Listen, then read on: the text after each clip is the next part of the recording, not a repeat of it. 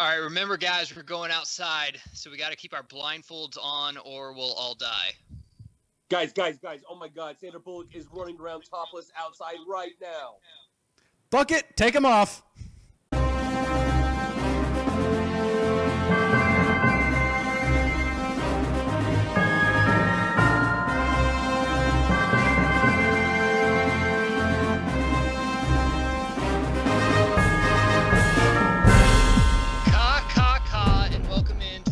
Squad podcast. We are here to give you our spoiler review of the Netflix original movie Bird Box. I'm Matt Geiger, along with our legal counsel Ronnie Cycli and the mad scientist Brian Banner, grading this movie on our 5 criteria: acting, cast, story, best scene, impacts on pop culture, and rewatchability. So, first off, with the acting and cast, let's throw it to the lab with a pen and a pad.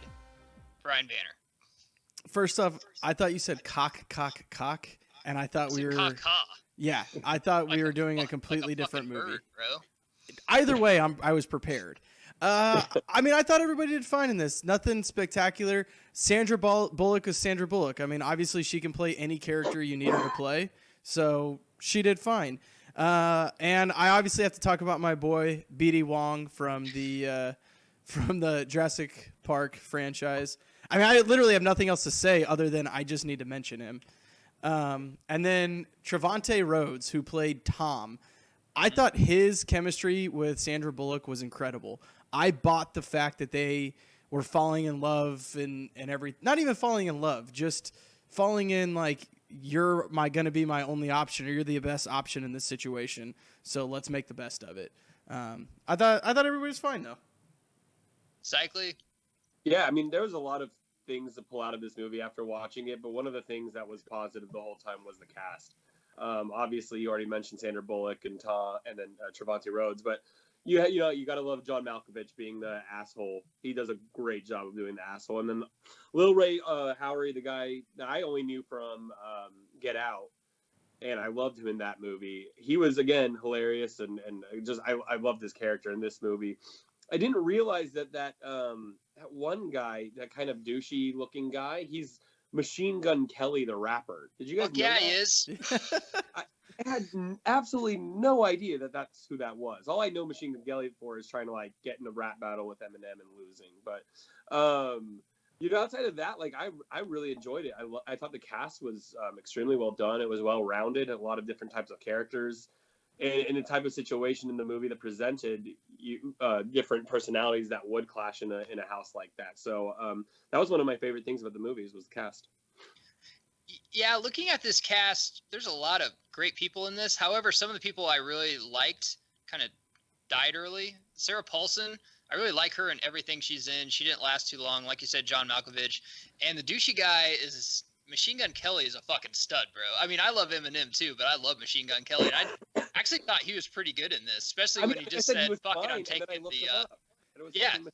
Well, I think that is just shows you how good it was. Is you didn't necessarily know it was him until you looked it up. And you're like, wow, that guy was actually pretty good. What else is he in? Holy shit, that's who it is. And I've seen Gun Kelly before. It wasn't like I've never heard of the guy.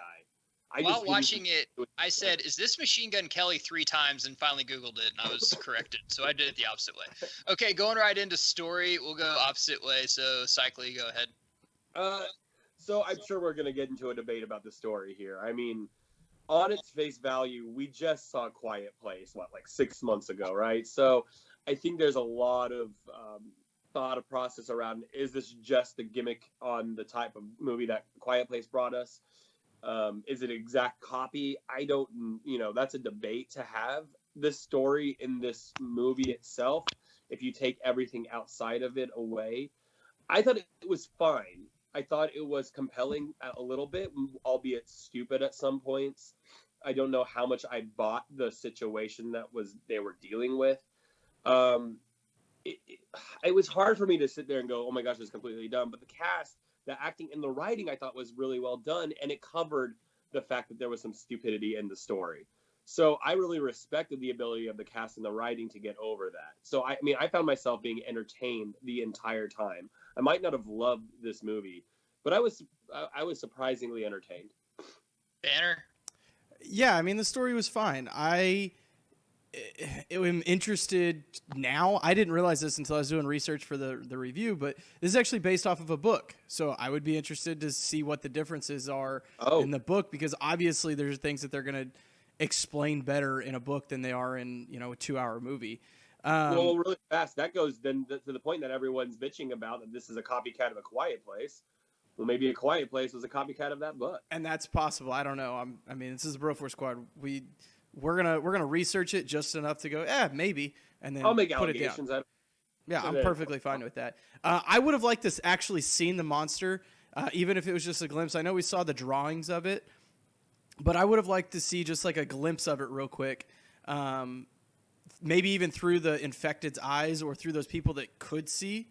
But we were basically scared of a bunch of leaves blowing around and fall. Is that? Yeah. I mean, I didn't really buy that a whole lot. I see what you're saying, but it might have been hard because I think what they saw was different to every character. Remember, and that's possible. I don't think they did a good job of explaining that if that was the case.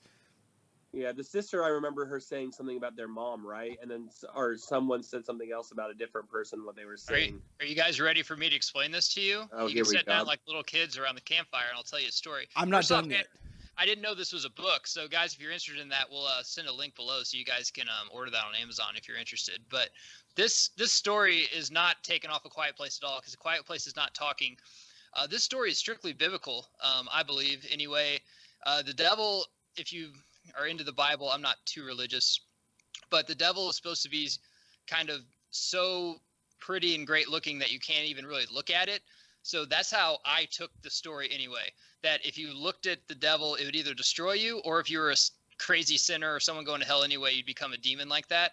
So people were just not trying to look outside at the devil, and basically it was hell on earth, and at the very end they found heaven.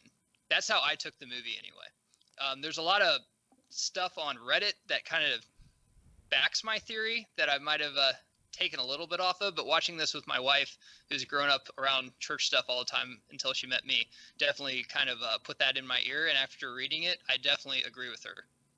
And wow. All the black paintings and stuff kind of support that theory as well. You sound a lot smarter than any of the other of us on the pod.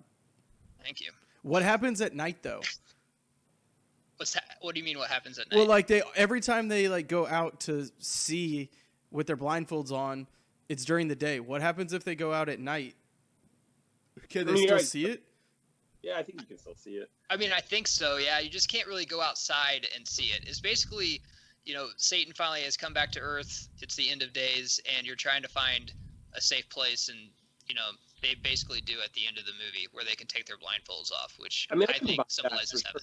Because I felt like the whole time, even though we didn't get to see it, obviously, the character, there was they were already talking about it being demons, like Lil Roy Howard was talking about that, and how he's writing a book about it. So I mean, I definitely buy what you're selling.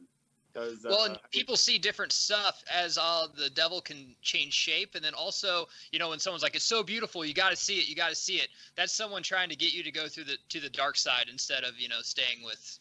If you're into Christianity, Jesus and God and stuff like that. That's how I took it anyway. I know a bunch of people. I'll buy that. Yeah. Can I'm more likely to survive in this than I am A Quiet Place. Quiet Place, I'd be the first person to sneeze too loud or make a noise and just be like, you know what, fuck it, I'm out of here. I think I could survive a couple extra days. Honestly, in A Quiet Place, I would probably fart too loud. Right, yeah, no, exactly. There's no way I'm surviving that one. Shit yourself, and then you're like, oh, I'm dead.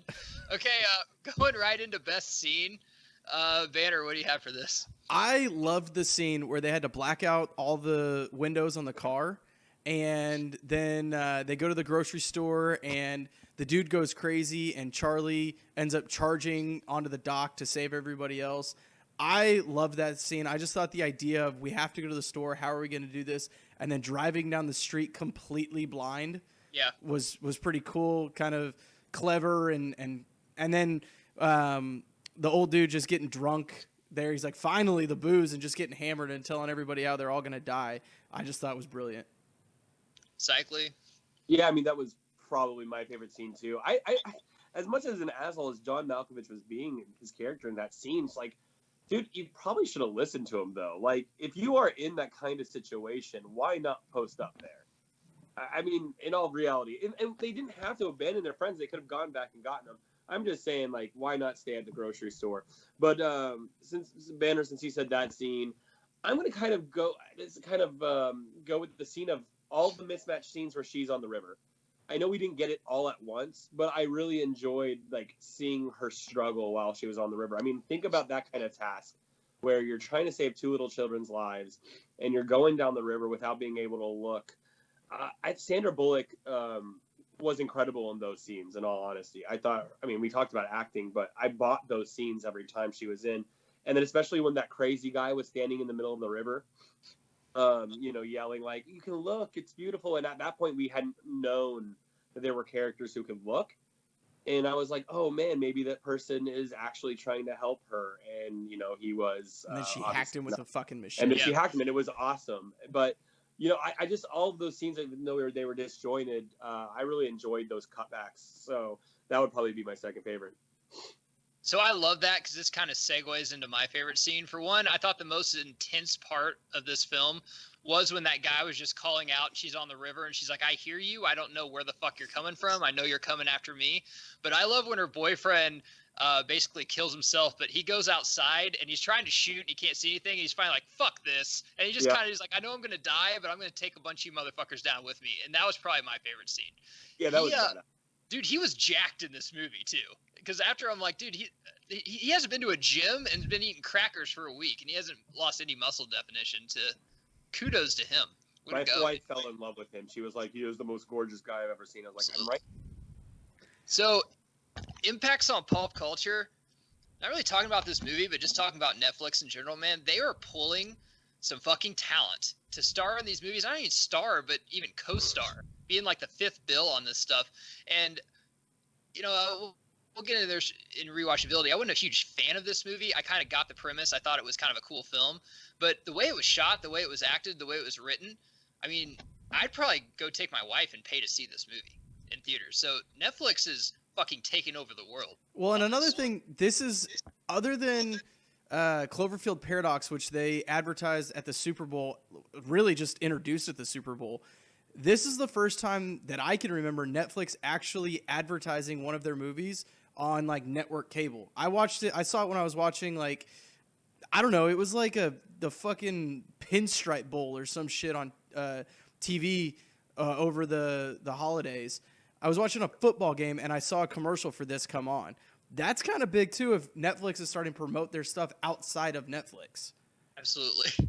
I mean, this was the first release too that they released how many people had watched it, and they said 47 million accounts watched the movie in the first week, which is like unbelievable. I mean, we don't know how much that would equate to in a box office, but Geiger, to your point, it's like this culture isn't about the movie necessarily. It's about what Netflix is doing. And I know there's a lot of arguments you can make. Netflix is putting out so much shit right now, right? But when you have so much shit, a couple of them are bound to be gold. But it's not about whether it's good or bad. It's about how much people are watching Netflix right now. Well, and not only Everyone's that, watching. But like everything, I would say I would probably say 80% of the Netflix original content that I watch, it may not be good, but it at least entertains me. Oh yeah, I mean, I'll watch anything because we're on our couch. I might not go see this movie in theaters because I don't feel like getting up, but I will watch it because it's on Netflix. Just like you said about Cloverfield, and that's the genius. That's the effect of our pop culture. We can watch everything now. I'll take it a step further. I don't know how much Netflix is paying for just movies that they have not done, but I'd pay for their streaming service just for the original content because most of the movies they have on there are shit. I mostly pay for the TV shows and Netflix original content. If I go under comedy right now, I don't think there's one movie that I'd be like, oh, let me watch it tonight. Well, Monty Python the Holy Grail got added today. Oh, really? Okay, I take that back then. I would go watch that. I haven't watched that in a couple years, actually. All right, guys, rewatchability. Myself, I'm probably not going to watch this movie ever again. It doesn't really fit into the scariest movie that I would probably watch during Halloween. I had some fun watching it. I don't really understand why people think it's scary, but, everyone has their thing. What about you? Cycly, go ahead. Yeah, I mean, I can see myself watching this, like, next year, like, when I'm scrolling through Netflix with no idea what I want to watch. And then I'll just pass it and be like, oh, yeah, that movie. I'll watch that again. Like, because that happens to me all the time. I have no idea what I want to watch on Netflix. I don't know if I'll necessarily seek it out. But you know, if someone's over and we're talking about it, I'm like, yeah, let's put it on. We got nothing else. Let's drink a couple beers and do that. But for me, it's not about rewatchability. Again, it goes back to what Netflix is doing every time I log in. Banner. Yeah, I'm never gonna watch this again. But I do have another impact. $10 says, or I'll set the over/under at 7.5. People actually name their kids boy and girl. Oh shit! Someone will. Someone will. Did you guys see all the Netflix, like the Bird Box challenges going on right now? Like people are doing like blindfolding themselves and doing like everyday tasks. Yeah, man, I've been blindfolded all day at work. I made a shit ton of fucking mistakes. My boss is pissed. Probably gonna get fired, but totally worth it. What's the difference from just getting piss ass shit drunk like I do every day anyway? Being I'm actually pretty fun. I think I would survive. It'd be a fine science project, Brian. We already got the hypothesis, so good job. All right, we've been the Bro4 Squad. We're on Letterboxd because Jeff wants to be, so you can follow us on there. We're also at Twitter at Bro4 Squad.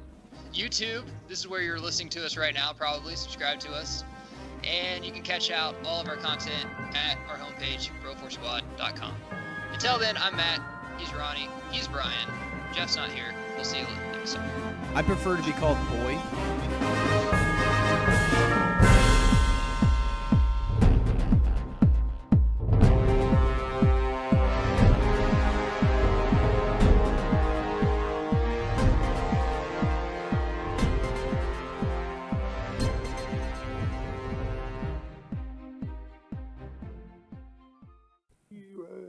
All right, we're recording.